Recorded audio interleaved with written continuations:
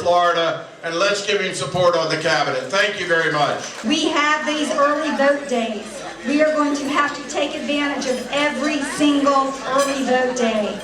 Every woman knows this from past experience. The Obama team taught me well. I have to take care of everything in my home. When my daughter, my son gets sick, when my mom gets sick, I have to drop what I'm doing. It's incredibly necessary to vote early. This is what we do so that on election day, we can get everybody else we need to vote. We cannot leave anything to chance, and we must have a plan. So I know Terry Rizzo, I know the Palm Beach DEC is going to have a plan. I can tell you that the Florida Democratic Party has a field program that we've never had before. The Charlie Crist campaign has a field program that's never been had before by a gubernatorial campaign. When Charlie Crist was governor before, do you know what he did? He put people over politics. When he said, I'm going to let people vote. When President Obama was elected the first time and there were lines around the block, he kept the polls open. He kept the polls open so that people of Florida could have their voices heard. And you know what? The Republicans hated him for that. They hated him for that.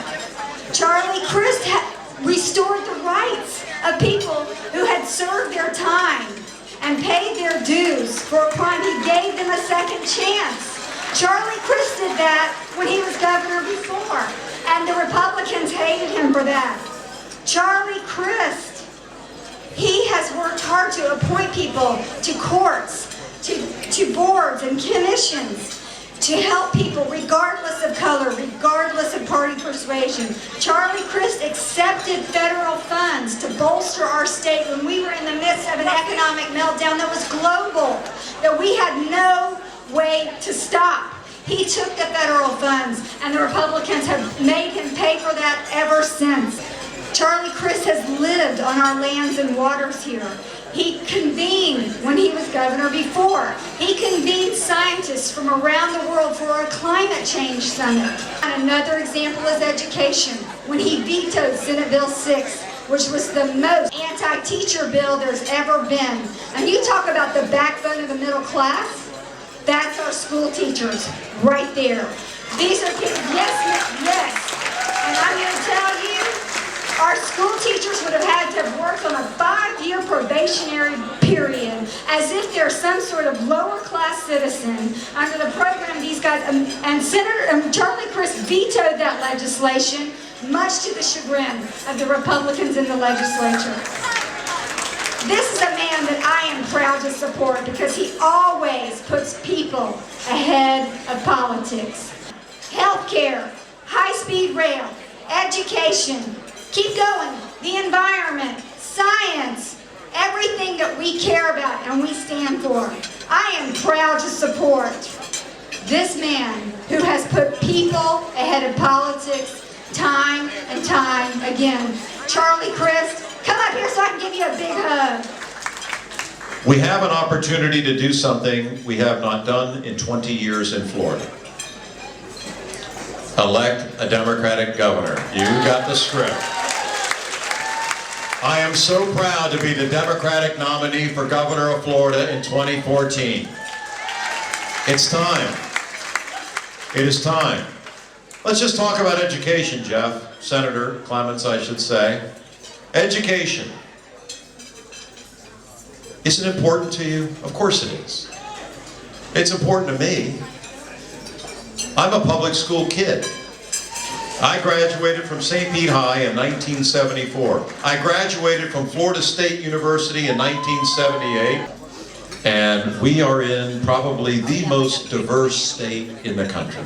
We have a current governor that so does not appreciate the importance of education. Jennifer, you won't believe this. His first session, he cut education by $1.3 billion. It's worse than that because in his first budget, he cared so little about our teachers, about our students, about public education. He didn't recommend a $1.3 billion cut, Ron. he recommended a $4 billion cut. Can you imagine? A $4 billion cut to education. For the 1.3, cut it to the bone. We had to actually close down schools. We had to let teachers go. After school programs were cut. Unconscionable that this man would do this. That's what he did. To add insult to injury, his second legislative session, he cut $300 million from our great state universities. $300 million. And he said he wants to be the jobs governor. How do you get a good job without a great education? You explain that to me. You can't. You can't. Education is our greatest civil right. When I was your governor, during the Great Recession, which there was nothing great about it, we funded, our administration, my administration, funded education more every year per pupil than Rick Scott does. Every year. And this year he had almost a $3 billion surplus. Scott knows that. He studied it every day, taught it to me. You know what? We can do so much better, and I know that Florida deserves better. And she's going to get better. Let me talk about the environment for a minute. Allison touched on it. This guy doesn't believe in climate change. He is a denier. We're in South Florida, right, Ron? And here in South Florida, Florida is at the epicenter of this entire debate on climate change. Y'all go down to Miami-Dade once in a while. You go to Miami Beach. You get on specifically Alton Road on Miami Beach, Florida, where it floods when it does not rain. Did you hear what I said? That's what the president said to me, Shelley. You know, Obama, that guy, the president of the United States. I'm going to talk about him too. So we have a climate denier in the governor's mansion right now, and we are ground zero for this debate and what its effects would be, rising sea levels. I believe in it. I get it. He says he's not a scientist. I said, well, Rick, neither am I, but I am smart enough to know that I've got a brain and I listen to scientists. Unbelievable. Tea Party guy. It's crazy. Let's talk about women. Let's talk about women. Yeah, let's. Let's talk about his lack of respect for you. Again, Allison's right. He's against your right to choose. I support it. I support it so much that even as a Republican governor, I vetoed the ultrasound bill against women.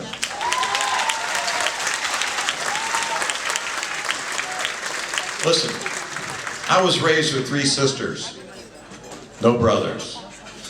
I got it very early on who's in charge. It was not complicated for me. Ask Carol, she's the boss. I get it. You deserve to be respected. You deserve to have equal pay. You deserve to be honored every day. And you sure as hell deserve to be able to make any choice you want to about your body and your health.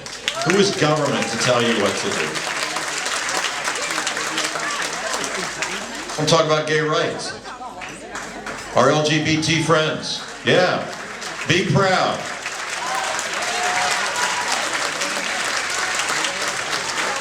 You know, our country has so evolved on this issue, and I will confess I have too. You know what? I mean, I saw the president interviewed a couple springs ago, and he did this great interview, and he said, you know, I've been thinking about this issue lately. I've been giving it a lot of thought. And I've been talking to Michelle about it, and our daughters about it, who didn't think it was an issue at all. Right?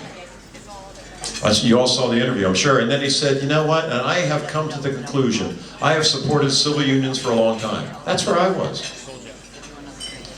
But I have come to the conclusion after talking to my 2 daughters and to my wife, who am I to tell anybody else who to love? Right? Or who to marry, for that matter. Listen, I hope in 45 days this all happens, because if it does, Florida will be a place where our gay friends can get married legally. And they should have that right. I stand with you. I stand with women. I stand with the middle class. I stand with minorities. I stand with the people of Florida. I am running against the corporate governor. I am the people's governor. Help me win. And you win. 45 days. Love the energy, Elsie. Started with you, brother. All right? Now let me wrap up. Let me wrap up by talking about the campaign itself and what we need to do in the next 45 days. A lot, to be blunt. Here's the good news. Let me review where the campaign has been. You're feeling it, right? I sure as hell am. And I'm going to tell you what. This guy, Rick Scott, Mitch, you and I talked about it. Bert and I talked about it a long time ago. This guy, Rick Scott, said over a year ago, before anybody was in the race, I'm going to spend $100 million to win re-election. And I'm going to spend $25 million at the outset to define my opponent. That's me. He's trying to define, but he's doing more misleading than anything else. It is, you're right, Allison, the ultimate smear campaign that I've ever seen. And I want to tell you something. God bless the Miami Herald for outing him on it.